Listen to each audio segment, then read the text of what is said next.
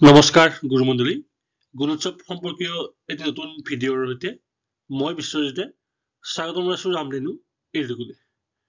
ইতিমধ্যে গুণোৎসৱ 2025 সম্পৰ্কত মই কেইবাটাও ভিডিঅ' বনাইছোঁ। এই ভিডিঅ'ৰ ডিছক্ৰিপশ্যনত ইয়াৰ লিংক থাকিব, আপোনালোকে তাত গৈ চাব পাৰিব। আজি এই ভিডিঅ'ৰ জৰিয়তে গুণোৎসৱ 2025ত এগৰাকী বহিমূলীয়াকৰ ভূমিকা কি হ'ব বা এগৰাকী এক্সটাৰ্নেল ইভ্যালুৱেটৰ কি ৰোল থাকিব সেই সম্পৰ্কে বিস্তৃতভাৱে আপোনালোকক ক'বৰ কাৰণে চেষ্টা কৰিছোঁ। আহকচোন ভিডিঅ'টো আৰম্ভ কৰোঁ। বহিমূলীয়াকৰ প্ৰথম আৰু প্ৰধান কামটো হ'ল যে বহিমূলীয়াসকলে নিৰ্ধাৰণ কৰি দিয়া বিদ্যালয়সমূহত প্ৰাতঃসভাৰ সময়ৰ পৰা কাৰ্যসূচীৰ শেষলৈকে লেবেলিং, পেকিং, চিলিং উপস্থিত থাকিব আৰু বহিমূলীয়াকে গোপনীয় প্ৰতিবেদন অনলাইন যোগেদি প্ৰেৰণ কৰিব।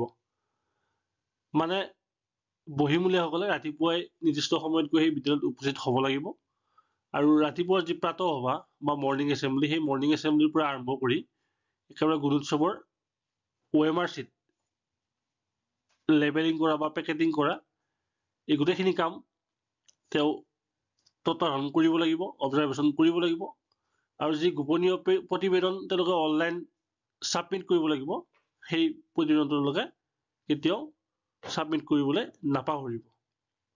2 নম্বৰতে কোৱা হৈছে যে আমি যি স্বমূল্যায়নৰ দিনা চেল্ফ ইভেলুৱেশ্যনৰ দিনা আমি স্বমূল্যায়নৰ দিনা প্ৰথম স্কিল বা প্ৰথম দক্ষতাৰ আমি মূল্যায়ন কৰিম বিদ্যালয়ৰ শিক্ষকসকলে, সেই প্ৰথম দক্ষতাৰ যিখিনি মাৰ্কিং, সেই মাৰ্কিংসমূহ বহিমূলীয়াকে নিৰ্দিষ্ট নোডেল বিষয়ৰ পৰা সংগ্ৰহ কৰিব আৰু তেওঁ প্ৰতিটো শ্ৰেণীত গৈ কমেও 10% ছাত্ৰ ছাত্ৰীৰ নিৰ্বাচন কৰি তেওঁলোকৰ প্ৰথম দক্ষতা ভেৰিফাই কৰিব আৰু আগদিনা শিক্ষকে দিয়া মাৰ্কিঙৰ লগত সেইটো মিলাই চাব। আৰু যদিহে কোনো এটা শ্ৰেণীৰ মুঠ ছাত্ৰ ছাত্ৰীৰ সংখ্যা 10 জন পৰ্যন্ত হয়, তেনেহ'লে সেই শ্ৰেণীৰ 100% ছাত্ৰ ছাত্ৰীৰ প্ৰথম দক্ষতাৰ মূল্যায়ন বহিমূলীয়াকে কৰিব লাগিব। আৰু যদি বহিমূলীয়াকে পৰীক্ষণ কৰা সেই 10% ছাত্ৰ ছাত্ৰীৰ প্ৰদৰ্শন সাময়িকভাৱে শিক্ষকৰ মাৰ্কিং ফৰ্মেটত একে পায়, তেনেহ'লে বহিমূলীয়াকে সেই নম্বৰসমূহ OMR চিটত ট্ৰেন্সফাৰ কৰিবৰ কাৰণে শিক্ষকসকলক নিৰ্দেশ দিব। আৰু দুৰ্ভাগ্যক্ৰমে যদিহে বাহ্যিক মূল্যায়ন আৰু স্বমূল্যায়নত প্ৰদৰ্শিত ফলাফলৰ মাজত কোনো গুৰুতৰ পাৰ্থক্য দেখা পায় বা যথেষ্ট ডিফাৰেঞ্চ আহে, তেনেহ'লে এক্সটাৰ্নেল ইভ্যালুৱেটৰে সংশ্লিষ্ট শিক্ষকক শ্ৰেণীৰ সকলো ছাত্ৰ ছাত্ৰীৰ ৰি-ইভ্যালুৱেশ্যন বা পুনৰ মূল্যায়নৰ কাৰণে তেওঁ নিৰ্দেশ দিব। আৰু এই ক্ষেত্ৰত কিন্তু যিটো প্ৰথম মূল্যায়নৰ ফ্ৰেম, সেই ফ্ৰেমটো কিন্তু স্বমূল্যায়নৰ ফ্ৰেমটো ব্যৱহাৰ কৰিব নোৱাৰিব। সেইটো বাহ্যিক মূল্যায়নৰ কুৱেশ্যন পেপাৰৰ যিটো ফ্ৰেম আহিব, সেই ফ্ৰেমটো তেওঁলোকে ব্যৱহাৰ কৰিব পাৰিব। বহিমূলীয়াকে ৰিডিং স্কিলটো পৰীক্ষণ কৰাৰ লগতে তেওঁলোকে প্ৰতিটো শ্ৰেণীৰ কমপক্ষে 5 পৰা 6 গৰাকী ছাত্ৰ ছাত্ৰীৰ যিটো ৰাইটিং স্কিল আৰু নিউমেৰেচি উত্তৰপত্ৰ বা এনচাৰ চিট তেওঁলোকে পৰীক্ষণ কৰিব আৰু যিটো ইতিমধ্যে শিক্ষকসকলে পৰীক্ষণ কৰি নম্বৰ দিছে আৰু সেই নম্বৰৰ লগত ছাত্ৰ ছাত্ৰীৰ উত্তৰপত্ৰ তেওঁলোকে মিলাই চাব আৰু বহিমূলীয়াকে উক্ত দক্ষতাৰ নম্বৰসমূহ শিক্ষকসকলে যাতে পক্ষপাতিত্বহীনভাৱে OMR চিটত নথিভুক্ত কৰে, সেইটো নিশ্চিত কৰিব। আৰু গুণোৎসৱ প্ৰক্ৰিয়াটো যাতে সামৰিকভাৱে খুব সুচাৰুৰূপে পৰিচালিত হয়, যাতে কোনো ধৰণৰ অসৎ উদ্দেশ্য বা নকল বা সেই ধৰণৰ অসৎ কাম নহয়, সেইখিনিৰ কাৰণে এক্সটাৰ্নেল ইভ্যালুৱেটৰ দায়বদ্ধ থাকিব আৰু তাৰ কাৰণে যথাবিহিত ব্যৱস্থা গ্ৰহণ কৰিব পাৰিব। বহিমূল্যায়নৰ দিনা সংশ্লিষ্ট বিদ্যালয়ৰ কেৱল প্ৰধান শিক্ষক আৰু যিটো নোডেল টিচাৰ আৰু বিশেষভাৱে বেলেগ বিদ্যালয়ৰ পৰা সেই বিশেষ দিনটোত দায়িত্বপ্ৰাপ্ত শিক্ষকসকলৰ বাহিৰে যাতে বেলেগ শিক্ষক নাথাকে, সেইটো এক্সটাৰ্নেল ইভ্যালুৱেটৰে নিশ্চিত কৰিব লাগিব। বিদ্যালয়খনৰ অন্য কোনো শিক্ষক সেইদিনা বিদ্যালয়ত উপস্থিত থাকিব নোৱাৰিব। আৰু বাৰ্ষিক মূল্যায়নৰ দিনা মূল্যায়ন অনুষ্ঠিত কৰাৰ বাবে সংশ্লিষ্ট মণ্ডল বা অন্য বিদ্যালয়ৰ পৰা শিক্ষক পৰীক্ষক হিচাপে ইতিমধ্যে নিয়োজিত কৰিবৰ কাৰণে অৰ্ডাৰ আহিব আৰু সেই নিৰ্দিষ্ট তেওঁলোকৰ অৰ্ডাৰখিনি এক্সটাৰ্নেল ইভেলুৱেটৰে পৰীক্ষণ কৰি তেওঁলোকক দায়িত্ব পালন কৰিবৰ কাৰণে নিৰ্দেশ দিব। বহিমূল্যায়কৰ আন এটা গুৰুত্বপূৰ্ণ কাম হ'ব যে স্বমূল্যায়ন বা স্কুল ইভালুৱেশ্যন, যিটো বিদ্যালয়ৰ শিক্ষকসকলে গুণোৎসৱ অনুষ্ঠিত হোৱাৰ 3 দিন পূৰ্বেই তেওঁলোকে ইভালুৱেশ্যন কৰি সেইখিনি অনলাইন পৰ্টেলত আপলোড কৰিব।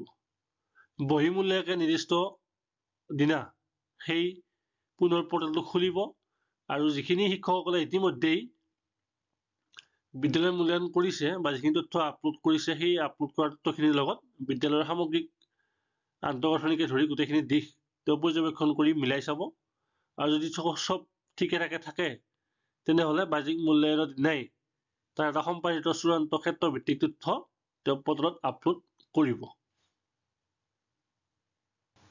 বহিমূল্যায়কে নিৰ্দিষ্ট বিদ্যালয়খন সম্পৰ্কত কি মন্তব্য বা কি তথ্য পৰ্টেলত আপলোড কৰিব সেইটো পৰৱৰ্তী সময়ত যেতিয়া গুণোৎসৱৰ ৰিজাল্ট দিব তেতিয়া চাব পাৰিব। আৰু সেইটো কেনেকৈ চাই পৰৱৰ্তী ভিডিঅ'ত মই আপোনালোকক জনাবৰ কাৰণে চেষ্টা কৰিম। বহিমূল্যায়কৰ আন এটা গুৰুত্বপূৰ্ণ কাম হ'ল যে ছাত্ৰ ছাত্ৰীৰ যিটো ছিট প্লেনিং, মই ইতিমধ্যে আগৰ ভিডিঅ'ত ছিট প্লেনিঙৰ বিষয়ে আপোনালোকক সবিস্তাৰে ক'বৰ কাৰণে চেষ্টা কৰিছোঁ। এই ছিট প্লেনিংটো সুন্দৰভাৱে হৈছেনে নাই তেওঁ এইটো পৰীক্ষণ কৰিব যাতে একে শ্ৰেণীত অধ্যয়নৰত ছাত্ৰই একেলগে পৰীক্ষাত নবহে, যাতে বিভিন্ন শ্ৰেণীৰ ছাত্ৰ ছাত্ৰীসকলক বহুৱাই এই গুণোৎসৱ প্ৰক্ৰিয়াটো হয় তাৰ কাৰণে তেওঁ এই বিষয়টো গুৰুত্ব সহকাৰে লক্ষ্য কৰিব লাগিব। আৰু ইয়াৰ উপৰিও বহিমূল্যায়কে গুণোৎসৱৰ শেষত যিটো আমাৰ OMR চিটৰ লেবেলিং আৰু পেকেজিং, এই বিষয়টো খুব গুৰুত্ব সহকাৰে তেওঁলোকে চাব লাগিব যাতে খুব সুন্দৰকৈ ক্লাছ ৱাইজ OMR চিটখিনি লেবেলিং হয় আৰু সেইমতে পেকেজিং বা চিলিংটো হয়। বহিমূল্যায়কৰ আন এটা গুৰুত্বপূৰ্ণ কাম হ'ল যে বহিমূল্যায়কে ছাত্ৰ ছাত্ৰীয়ে পৰিধান কৰা ইউনিফৰ্মৰ কোৱালিটি চাব লাগিব আৰু ইয়াৰ উপৰিও ইউনিফৰ্মৰ যিখিনি বিল ভাউচাৰ এই বিভিন্ন তথ্যখিনি তেওঁ পৰীক্ষা কৰি চাব আৰু তেওঁৰ যি গোপনীয় প্ৰতিবেদনত ইউনিফৰ্ম সম্পৰ্কে মতামতটো দিব। ইয়াৰ উপৰিও বহিমূল্যায়কে যিখিনি ইউজ OMR চিট তাৰ নিৰ্দিষ্ট ঠাইত তেওঁ স্বাক্ষৰ কৰিব। প্ৰতিখন OMRতেই এক্সটাৰ্নেল ইভালুৱেটৰ ছিগনেচাৰ থাকিব চাব আৰু তাৰ লগতে OMR চিট চিল কৰাৰ বিষয়টো প্ৰত্যক্ষভাৱে পৰ্যবেক্ষণ কৰিব, যিটো অতি গুৰুত্বপূৰ্ণ। বহিমূল্যায়কে পক্ষপাতিত্বহীন আৰু নিৰপেক্ষতা বজাই ৰাখিব লাগিব, এইটো এটা গুণোৎসৱৰ প্ৰাথমিক চৰ্ত। আৰু ইয়াৰ উপৰিও প্ৰয়োজনীয় ঠাইত বাৰ্ষিক মূল্যায়কে স্বাক্ষৰ কৰিব।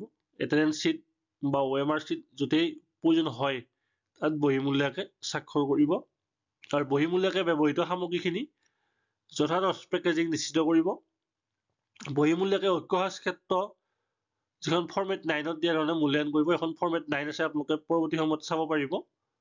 আৰু অনলাইন যোগে যিটো গুণোৎসৱ পৰ্টেল আছে তাত বহিমূল্যায়নৰ দিনা ইউনিফৰ্মৰ মানদণ্ড তেওঁলোকে মাৰ্কিং কৰিব। গতিকে এইখিনিয়ে আছিল বহিমূল্যায়কে